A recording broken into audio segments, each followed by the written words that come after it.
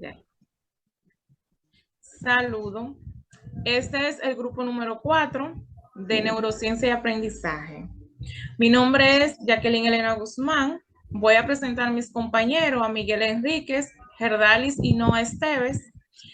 Los temas a definir sobre el concepto de cognición y metacognición. La cognición es la capacidad de recibir, interpretar y procesar información.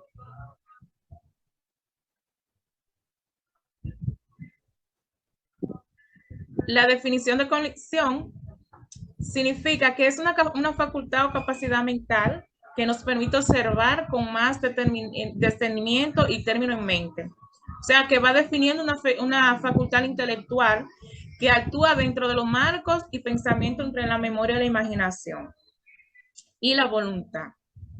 La cognición implica procesos mentales como marco de referencias mentales, mapas estructurales en las redes mentales o neuronales, sistema de información mental, niveles multidimensionales de contacto y comunicación, niveles de interpretación, universos conceptuales, percepción, evaluación perceptiva, evaluación emotiva, percibida, etc. Según dice Piaget, la cognición es un conjunto de actividades mentales asociadas con los pensamientos.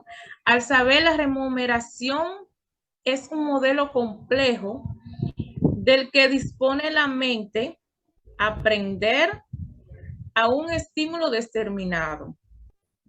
Se encuentra establecida por la experiencia, imprimiendo unos rasgos en el modo en que funciona el conocimiento. La cognición, según la psicología, dice que la psicología es la cognición de un proceso complejo en el que se cumplen diferentes etapas.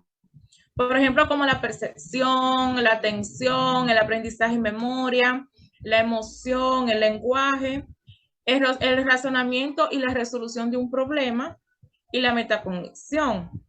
Los procesos cognitivos básicos pueden ser perceptivo, puedes tener una sensación, una percepción, la memoria, la imaginación, están dentro de los procesos cognitivos básicos, está el pensamiento, y si la función es cognitiva, está la cognición social, la función ejecutiva, la praxia, percepción y atención de memoria. Estamos en la metacognición, que dice que es un proceso de estrategias y aprendizaje. La metacognición es la capacidad que tenemos en autorregular el propio aprendizaje, es decir, de planificar estrategia, de permitir aprender o procesar ideas, conocer, identificar estilo de aprendizaje, controlar el proceso como consecuencia de transferir todos ellos a un nuevo proceso. Hay procesos que se pueden utilizar en la metacognición, que son procesos de estrategia, que se puede formar en forma como de una escalera. ¿Qué puedo hacer? ¿Cómo lo puedo mejorar? ¿Para qué me ha servido? ¿Qué me ha resultado ser más fácil? ¿Se me hace difícil? ¿Cómo lo he aprendido? O sea, son como lluvia de ideas que se van fluyendo en las estrategias de aprendizaje, que como hacer una planificación, evaluar, describir, ser consciente. Esas son unas de los procesos estratégicos que contiene la metacognición. Tipo de metacognición, que está la metacognición de las estrategias, está la metacognición de ideas, etcétera.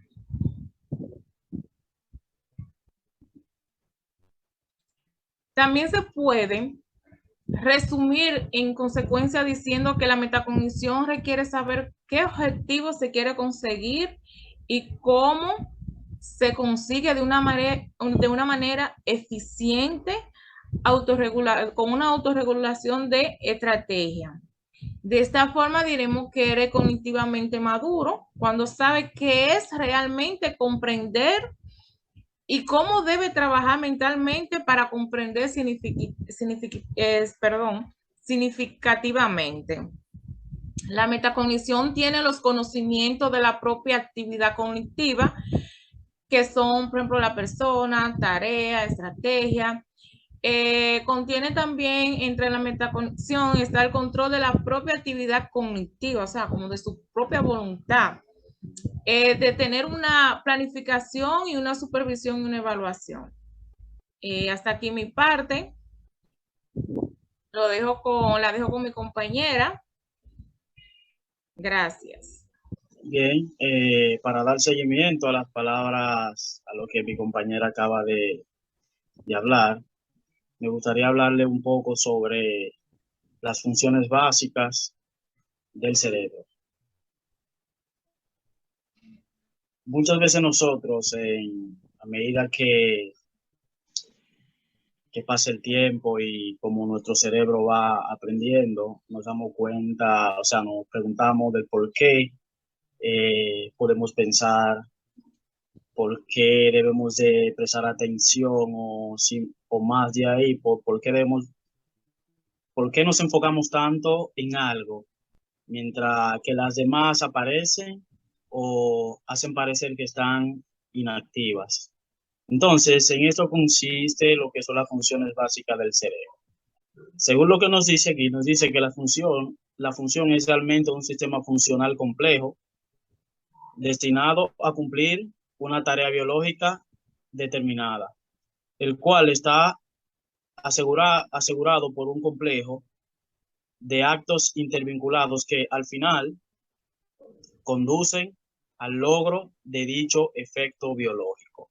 La función, las funciones cerebrales superiores se adquieren y se desarrollan a través de la interacción social, mientras que las funciones mentales inferiores están determinadas genéticamente. Muchas veces esas funciones se dan a medida que el ser humano va interrelacionándose o relacionándose con las personas en su entorno. Entonces, debido a que tenemos la capacidad de, debido a la sensación y a la percepción de poder a través de los estímulos, eh, captar o ya que cada estímulo tiene lo que es un receptor de estímulo y esas informaciones van al cerebro. Entonces ahí podemos pensar, podemos tomar decisiones. Eso es lo que se conlleva un poco a lo que conocemos como funciones, una de las funciones básicas del cerebro. Y nos dice que la corteza cerebral es el asiento anátomo funcional de más importantes funciones intelectuales o superiores del individuo. La corteza contiene los cuerpos neuronales principales que soportan las funciones simples o inferiores, como las motoras, sensitivo-motoras, auditivas o visuales, pero también integran funciones muy elaboradas como la memoria, el lenguaje, el razonamiento abstracto o actividades gestuales. Un niño cuando nace no conoce el mundo, pero a través de la sensación, que es lo que le permite, a través de los estímulos, poder llegar a conocer algo, y cuando tiene la percepción es la interpretación de eso que, que llega a través de esa información que llega a través de los estímulos. Nos dice las funciones mentales intelectuales incluyen una amplia variedad de actividades que tienen en común la capacidad de abstraer, de usar símbolos y de valorar nuevas experiencias a la luz de las experiencias pasadas. Entre las funciones intelectuales, las cuales pueden ser llevadas por nuestro cerebro, dice lo siguiente: la atención, el lenguaje, la escritura, la orientación, el pensamiento, el cálculo, la memoria inmediata y a corto plazo, la habilidad práctico-constructiva, denominación, repetición y comprensión oral. Entonces, ahora, más adelante, en lo que sigue de la presentación, le voy a hablar de cada uno de estos puntos que son bien interesantes, que forman parte de la función básica e intelectual del cerebro. Todos sabemos que la atención es una capacidad que tiene el ser humano, como una función espontánea y voluntaria.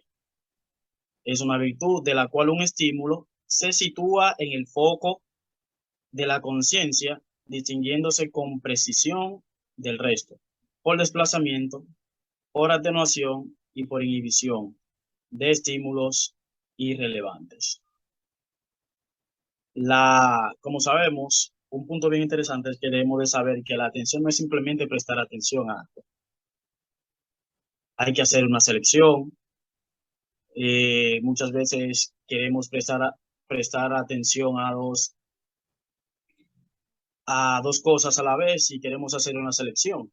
Pero sabemos que para poder concentrarnos, para que eso que estamos viendo, eso que estamos tocando, prestar atención a lo que sentimos. Y esa información es llevada al cerebro donde se procesa y ahí es donde se almacena la información más importante que debe ser almacenada. El lenguaje dice que el lenguaje es la capacidad de usar y ordenar adecuadamente los signos para expresar pensamientos o ideas.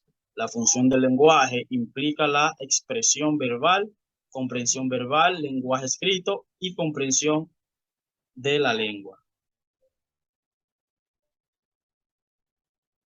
Bien, aquí ya de lo que conocemos y ya como sabemos que es la sensopercepción, que es el proceso de integración puntual de los estímulos sensoriales, la memoria sensorial y emocional, y el estado de activación de nuestro sistema nervioso. Por ejemplo, sabemos que la sensación es aquello que capta los sentidos. Y la percepción, proceso de interpretación activa de los estímulos procedentes de los sentidos. Bien, entonces me gustaría explicar un poco, de forma breve, cómo se da ese proceso de sensopercepción. Por ejemplo, sabemos que uno de los sentidos que conocemos que es la vista, ¿verdad? Entonces, ¿cómo funciona esto? La vista, todo, toda la información, todo lo que vemos, se procesa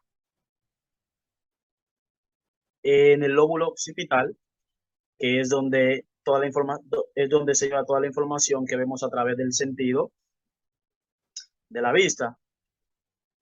Y este sentido, como había mencionado, tiene lo que es lo que conocemos como sensores de estímulo. Bien, ¿cómo funciona? De la siguiente manera. Cuando, por ejemplo, si nosotros vamos por un camino y vemos una serpiente, supone una serpiente venenosa, ¿qué sucede? Hay una parte en el cerebro, en la corteza cerebral, que se llama tálamo.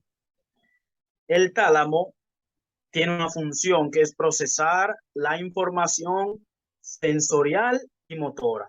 Pero también esta parte que es la corteza, se conoce como córtex visual o corteza visual, que es de este lado donde se procesa toda la información en la parte de, hoy como llamamos lóbulo occipital. ¿Qué sucede?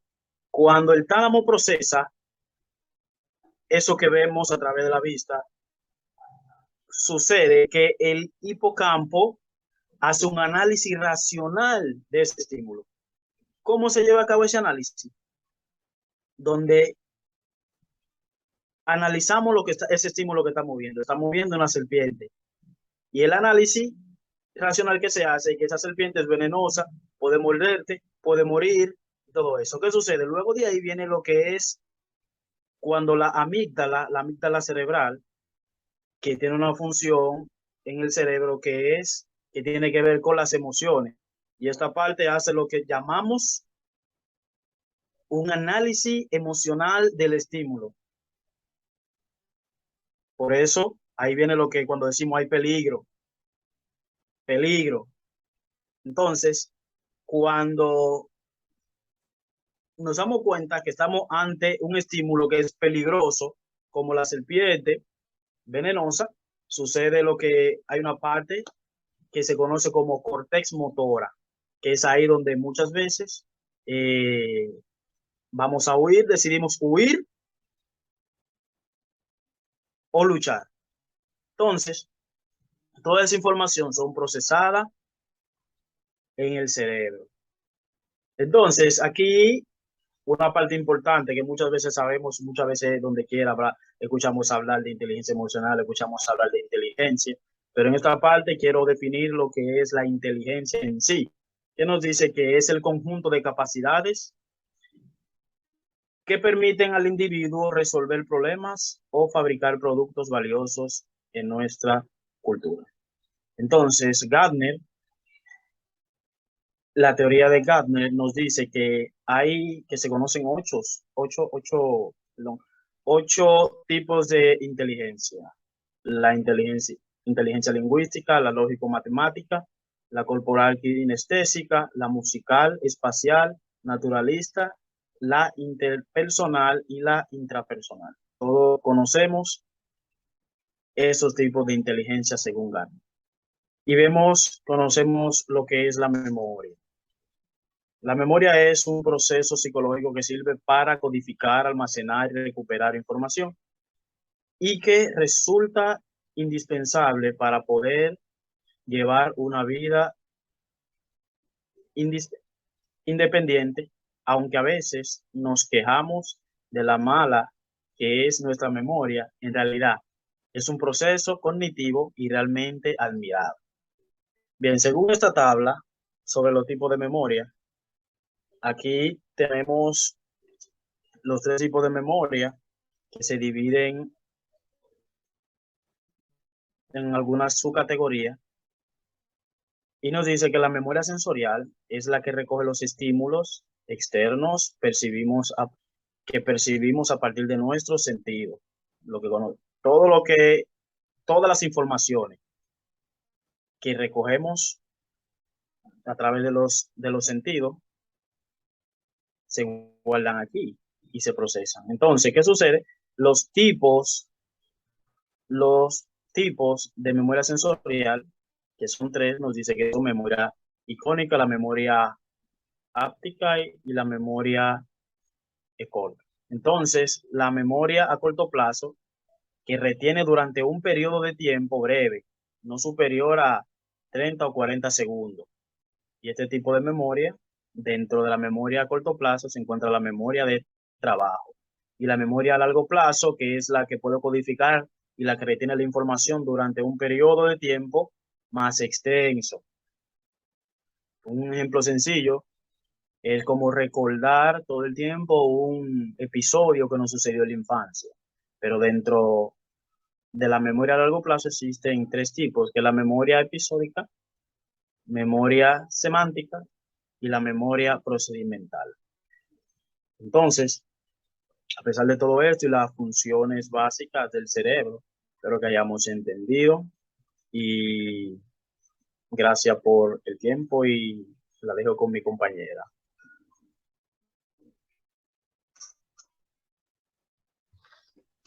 Bien, ahora le estaré explicando los siguientes subtemas que son funciones superiores del cerebro y modelos neurocognitivos de la atención.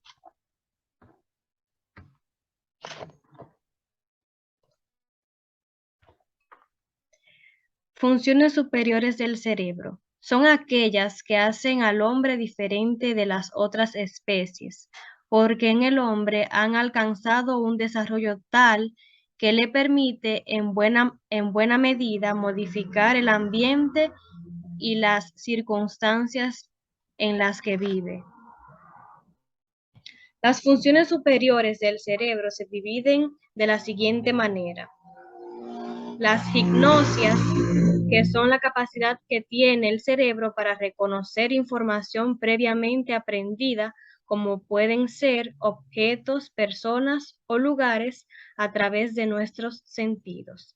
En este sentido, hay hipnosias para cada uno de los canales sensitivos y hipnosias que combinan diferentes canales.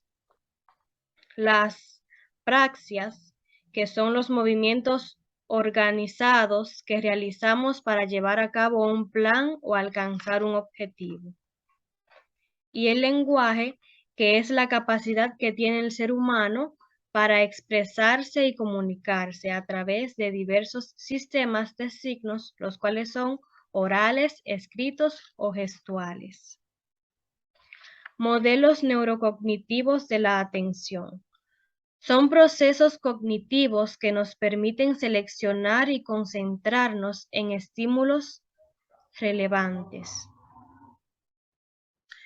Según Michael Posner, los modelos neurocognitivos de la atención se dividen en 3 redes. La red de alerta, que es la encargada de ayudarnos a mantener el estado de vigilancia y activación durante el día.